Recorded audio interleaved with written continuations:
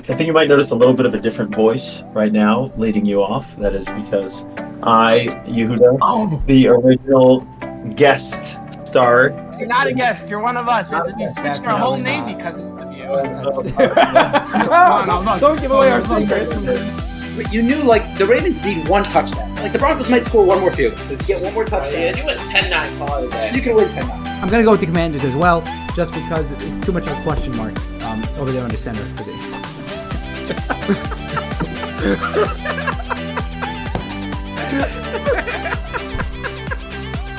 I can't believe you saw that right now. I don't believe That's asinine. You're crazy. He's got You're the crazy. full package. He's No got way. The speed. I He don't gets the care. jump ball. No way.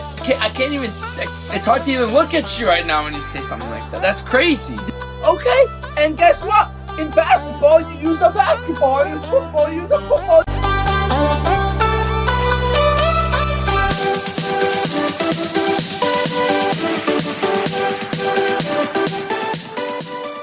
Welcome back to Dummies for Sports, the DFS podcast. I got the name of the podcast right this time, and I'm so excited to host and to take the lead that I was thrown back to 2020 when we were still Rocky and Meisty show.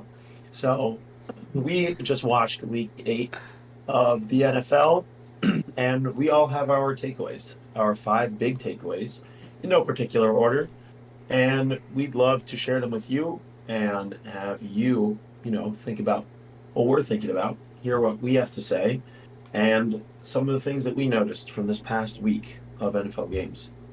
So I'm going to kick it off, and then I'll pass it over to you, Meisty, and then Meisty, you can definitely flip it on over to Rocky. So first thing for me, for sure, is the Bengals are back. As a Ravens fan, this pains me to say it, and they just put a whooping on a good 49ers team. I know people are hating on Brock Purdy and calling him system quarterback. He's fallen back to earth, but Joe Burrow does not play Brock Purdy. Joe Burrow plays that, pretty good Niners defense that just beefed up today, the trade for Trace Young, and he dropped 31 points on them. And he came out of a bye, and they would look prepared. He is probably mostly healthy from that calf injury. They went into San Francisco and beat the 49ers. Now Purdy had the concussion issue, but he was able to play through. But unfortunately, I believe that the Bengals always start slow, and then they just figure it out. It's very annoying as a division rival, but I do think that the Bengals are ramping back up, and even though they're 4-3, they are lurking, and they are on their way back up. Okay, so my number one, first of all, that's obviously on, I think it's on all of our lists. The Bengals are probably lingering on all of our lists, but my number one thing that stood out to me this week, I noticed the Cowboys got their swag back. To me, that was something I noticed. I mean, they got whooped by the 49ers, and everyone was like, whoop, whoop, whoop, whoop, whoop, whoop. And then they've kind of since then, and that was what the media sounded like from all directions. If you sped it all up and put it all into one sound bit, that's exactly how it sounded.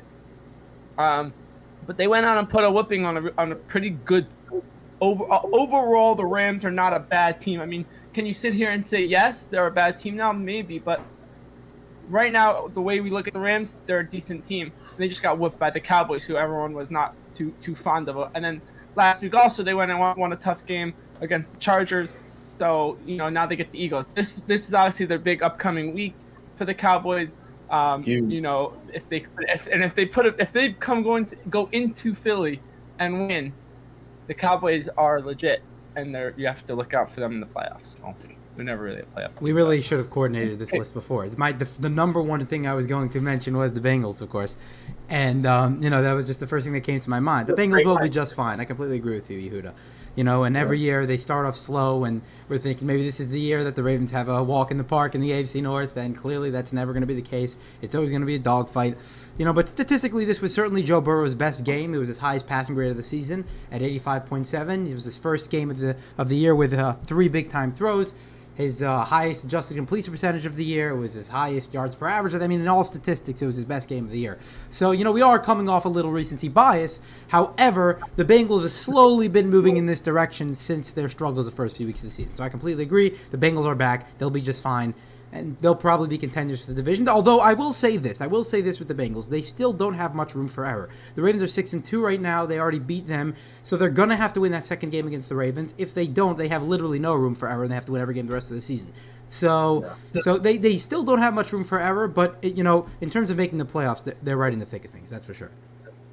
I personally, I like not coordinating so that we could see what we're each thinking, and we could see if we have, opposing viewpoints, and I think it's good, and I think it's entertaining, because the audience, of course, all they want entertainment, they want good takes. That's right. So, we'll definitely see some great minds right there. And Feisty, you make a great point about the Cowboys. They destroyed the Rams. A very solid Rams team. They obliterated them. So, for me, watching the Packers offense gave me physical pain. And I know from 2 weeks ago, I started Jordan Love because I had some questions with Trevor Lawrence because he was injured. And so I went with Jordan Love, and luckily I did win, and it didn't cost me, but the Packers offense is hard to watch. And I ask you now, Packers fans, how does it feel to be just like us, one of us? I may have said this in previous podcasts, but you now have a bad offense. You now have one of us. You now have an average to below average quarterback. You don't have a generational talent. Go from one generational talent to the next generational talent. Jordan Love does not look like the third generational talent. You can't do that. Can't get that lucky. And, a lot of their young guys, Jaden Reed, Romeo Dobbs, Christian Watson, they're not really stepping up. I mean, it's mostly on Love not elevating this offense. And Matt LaFleur, it's similar to, I don't think he's as bad as Mike McCarthy, but similar Mike McCarthy situation where he was carried by Aaron Rodgers, and he's not as good of a coach as we thought. It's not looking good in Green Bay, and they just traded away Rasul Douglas, so they seem to be selling, and they seem to understand that in this wild world of 2023, where the Lions are probably going to win the division and the Packers may finish in the basement below the Bears. Bears probably finishing last, but Packers are fighting for the basement, which is crazy, as the Lions going for their first divisional win in 30 years. So yeah, the Packers are pretty much screwed. The Packers need to figure something out. My next one, something I picked up, Will Levis this week. I mean, the Titans down the stretch here, because and you're talking about just something that you picked up in week 8. It's one game, it's one sample, obviously, small sample size against a bad defense, you can say, but he still had a fantastic game. It was all over the place. He looked great. And then his next coming game are Steelers, Bucks, Jaguars, Panthers, Colts, Dolphins, Texans, Seahawks, Texans, Jaguars. Those games are a lot of wins that he can get, and just he doesn't have to make the playoffs even, but the division is so open. Yes, the Jaguars probably win the division, but the division is wide open. If Will Levis continues to make moves, for me, Will Levis stood out this week. It adds something. I mean, it was just something I was like, wow, I want to keep watching this guy play. Yeah, hey, I mean, the camera wasn't on me. You couldn't see me hitting my head when you mentioned Will Levis, because that's another one you guys intercepted from me. But yeah, actually, oh, you also had it. Actually, Yehuda, I did not have to think about the Packers. That was a good call, so respect for that. I didn't think about it. I'll get to Will Levis a little later. Right now, I want to focus on Brock Purdy a little bit, because I think a takeaway from here is that, does Brock Purdy need Deebo Samuel? As crazy as it sounds, you have George Kittle, you have Christian McCaffrey, you have Brandon Ayuk's been one of the best receivers in football this year. It's a little underrated, but he is that good. Does he need 4, ridiculous playmakers? It could be. I think, when you take a deeper dive into what's happening with Brock Purdy, and I was listening to PFF this weekend, they made a great point. What's been happening with Brock Purdy? It's very simple, right? He's not getting the turnover luck he got earlier in the year. First 5 weeks of the season, he didn't have any interceptions, but he had 5 turnover-worthy plays. Defense didn't capitalize on any of them. These last 2 weeks, he's had 6 turnover-worthy plays and 5 interceptions. So that's really what it's coming down to. Those plays are going the other way. And some quarterbacks have very good turnover luck. Some of them have very bad turnover luck. The first 10 or so games of Brock Purdy's career didn't throw a lot of interceptions. It's not that he wasn't putting the ball in harm's way. It's just that the defense wasn't capitalizing. And over the span of time, generally those even out. And the turnover luck swings the other direction. So I think that's what's happening with Brock Purdy. And, if the defense continues to capitalize on his mistakes, he's going to have to learn how to shore up his game for the Niners to go back to what they were before. So that's my second takeaway. I love that. Yeah, sometimes football is a game of inches. Sometimes it's as basic as big guy, run ball, get ball in end zone. Sometimes it's a lucky, you get lucky with these turnover plays, and sometimes you get unlucky. So it's an amazing game. That's why we love it. And yeah, Brock Purdy is just getting a little unlucky, or making some bad throws or some bad plays. But to jump on what you were saying, Feisty, Will Levis, he looked awesome. I know probably I would say 90% of people with DeAndre Hopkins were crying when they saw those 33 points from D-Hop on their bench, because there was like no way am I starting D-Hop with Will Levis in his first game, and Malik, I'm gonna hold the ball until I get sacked, Willis. It's a good nickname. It's a good nickname. Yeah, I thought about that way. like, literally Will Levis is balling, and Malik Willis comes in for a play and fumbles, and oh my gosh, yeah. So my takeaway with Will Levis was Ryan Tannehill is not playing another game again for the Titans this year. I don't think anyone is going to be able to take that contract. I'm not exactly sure what his contract is like. He'll have to eat up the contract himself. I mean, at the end of the day. Right, but I mean, is there anyone who would trade for Ryan Tannehill, who's been injured the past couple of years? Oh, no, there's no. I mean, unless Josh Dobbs, unless the Vikings officially are done, like if Kirk Cousins isn't returning next year for some reason, and then they don't have any other choice. But I don't even see that being the better option. I mean, he kind of fits that role, but he doesn't really. My takeaway, Yehuda, when we spoke about the Baltimore Ravens before this past week, I told you the final score will be like 16-10. You're like, oh, it's so close. I was like, no, but it'll be 16-3, stupid touchdown by the Cardinals, onside kicks and all that. So, yeah, we got to 24. So what, we got to 31-24 beat by like stupidity. Like, it should have been, 31-10 at max. There's no reason why the extra 14 points came abroad. So yeah, I mean, that once again, to me, the Ravens stick out as contenders. That's really what stood out to me again this week, is that the Ravens, I know the score looks closer, but they dominated defensively. They dominated. Geno Stone again came up with another huge play. I mean, the Ravens defense looks legit. Yeah, he's Ed Reading. The Ravens defense looks legit, and the Ravens offense, I think, can get it together. Lamar Jackson looks fantastic out there. Just there's other pieces that need to be figured out a little bit here or there. I don't know why they're so desperate to trade for a running back. I think Gus Edwards and Justice Hill are doing just fine. Fine. Agreed. Yes, can they upgrade? Yeah, it's great. But we're not trying to upgrade. If you want to upgrade, go get a guy like Davante Adams who's miserable, and you can be like, dude, you're guaranteed to get the ball. Look how much we're throwing. Look how much we're throwing the ball, Davante. Can you imagine if you were getting open? We'd be throwing it even more. Look how good Lamar is. He's one of the best quarterbacks throwing the ball this year. Davante Adams, hello. I don't know why the phone calls aren't being made. It kind of bothers you. It's like, oh, let's get Derrick Henry, who's has 1.5 years left, possibly 6 months before he retires. Like, what are we doing? What are we doing? Music to his ears. Oh, I love it, Art. I love it. I agree with everything you just said. I'm going to take a little bit of... No, you do. Kirk Cousins was playing some of the best football of his career before he got injured, guys. It's really unfortunate. If you look at the numbers, it was his third highest graded season of his career so far. 10 big-time throws compared to 8 turnover-worthy plays. Now, that translated on the actual traditional stats look a lot better. 18 touchdowns, 5 interceptions. So, either way you want to slice it, Kirk Cousins was playing really good football, and, he was getting Jordan Addison involved. By the way, his numbers actually got better when Justin Jefferson got out. I'm not saying that's a consequence of Justin Jefferson getting injured. Yeah. I'm just saying that proves how well Kirk Cousins was playing. Justin Jefferson goes out, Jordan Addison becomes his bona fide number one receiver suddenly. He was one of the best receivers in the draft. It's not suddenly, but you know what I'm saying. You lose a generational receiver like that, and he comes in and plays just as well, if not better. So Kirk Cousins is playing great football. all. And it's just a shame to see him get injured at this point in his career. He's been so durable. He barely misses games, and it stinks. That's it. I promise we did not coordinate these beforehand, because my next literally in my notes, Kirk deserved better. Yeah. Really my next one.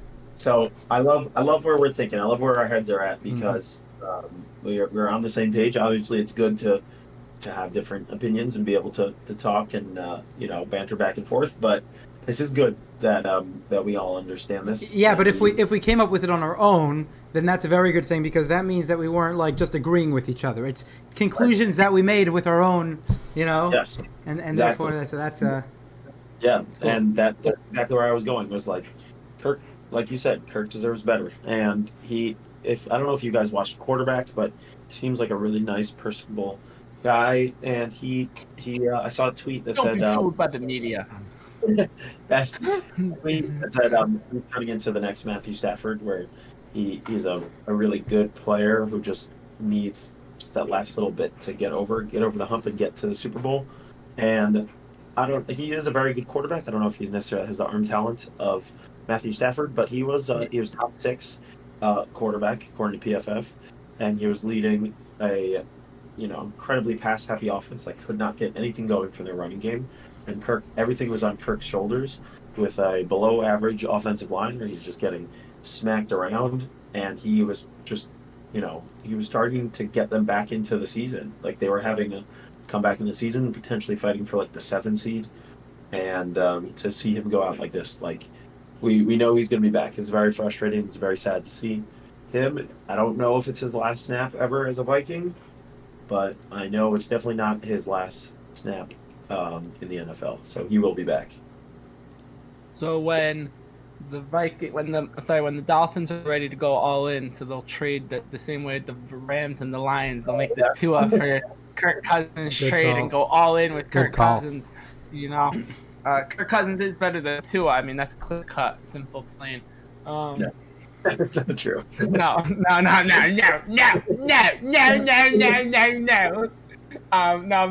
next thing that stood out to me was the Bengals, obviously, and Joe Burrow.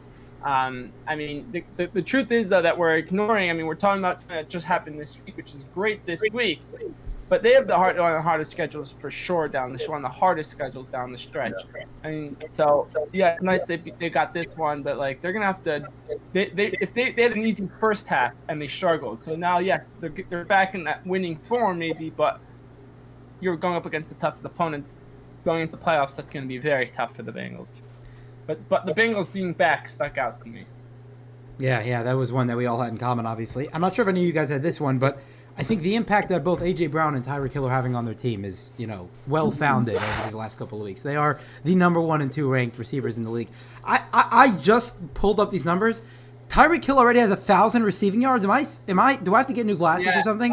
That is ridiculous. Incredible. I mean, not that I put a great deal of weight into receiving yards, but I've never heard of that. 8 weeks into the season, they've played 8 games at this point, right? 84 targets, 61 receptions, 1,014 yards. That's just ridiculous. But anyway, it's not. Yeah, he's definitely pacing the record. Right, I mean, he's on pace for 2,000, right? Because there are 8 games. I mean, even more is technically. But anyway, the point is that it's not that Tua is playing bad football. He's not. He's playing well. And it's not that Hurts is playing bad. He's playing a level lower than he played last year, obviously. But it's not that he's playing that bad. It's just that, great receivers like that have a tremendous impact on the field when you're able to complement great quarterbacks. Look at the Devontae Adams situation in Vegas. It's not that having a great receiver alone is good enough. It's not. But when you complement a great quarterback with a great receiver, Hall of Fame-esque receiver, it just makes such a tremendous impact on the team. And you see these offenses are high flying, creating so much space downfield. Both A.J. Brown and Tyreek Hill, they have their specialty, right? A.J. Brown's more win at the catch point type of guy. Tyreek Hill's more outrun you. But either way you want to put it, they create so much yardage on their own, and they really make their quarterback's job easy. So that was highlighted in Week 8, but we've been seeing that all year, really. By the way, you mentioned the Eagles. Real quick.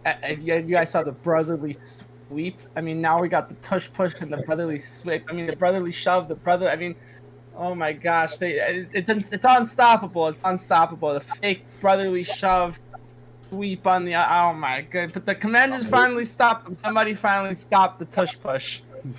Our Eagles friend Sean is gonna say, he's like, yeah, the Commanders they're gonna hold that over us for 3 years, even though Hurts just fumbled. Like, they didn't even technically stop it. Hurts just fumbled.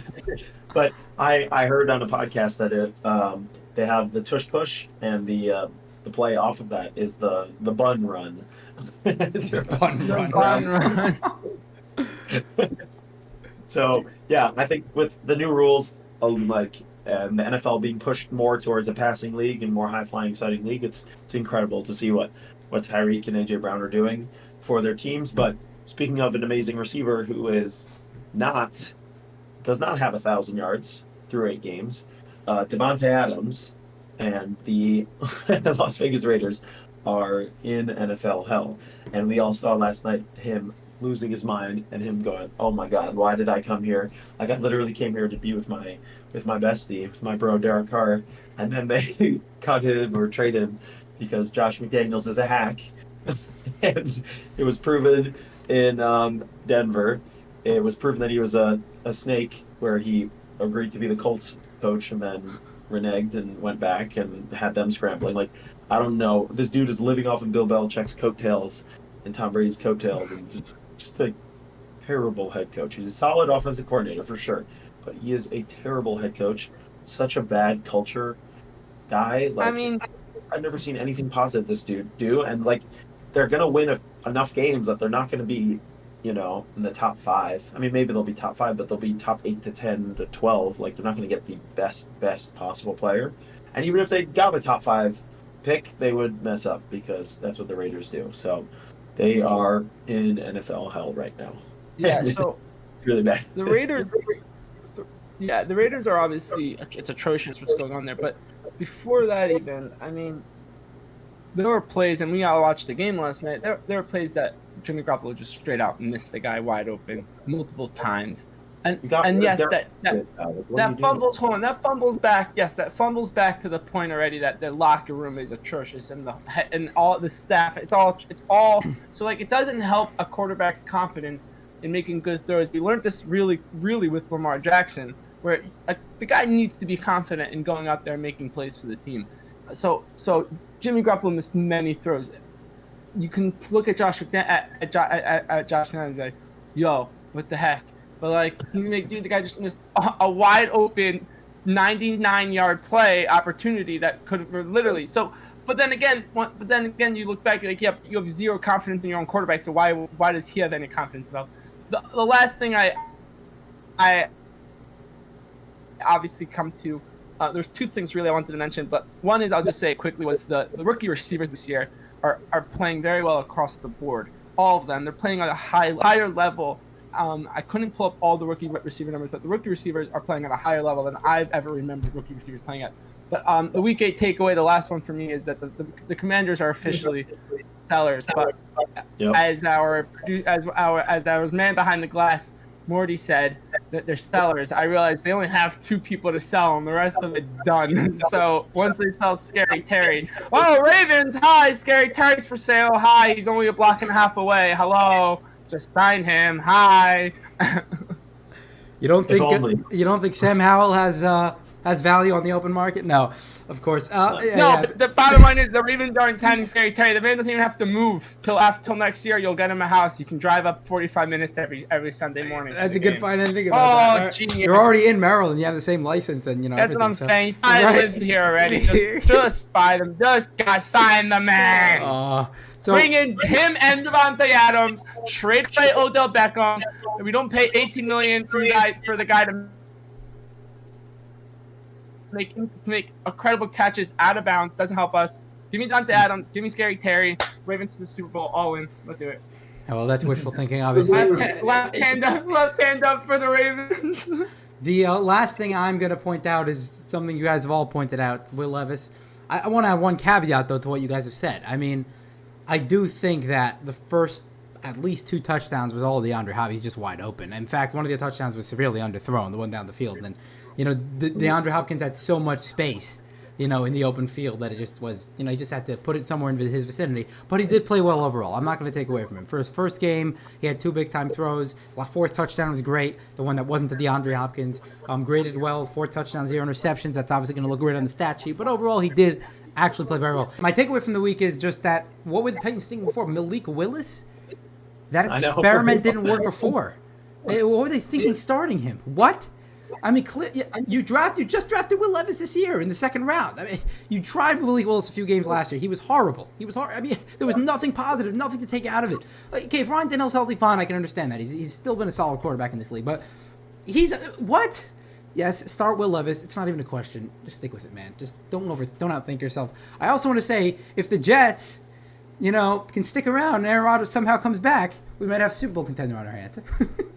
Dolphin noises and ayahuasca heal that Achilles in 2 weeks. Right? That's right. I know. I have Jets fans saying this, but I would love to, but it's not physically possible. There's no way. I'll believe it when I see it. Agreed. Obviously, it'll look great if he's taking dropbacks, but it's not physically possible. The fastest we've ever seen it was 4 months.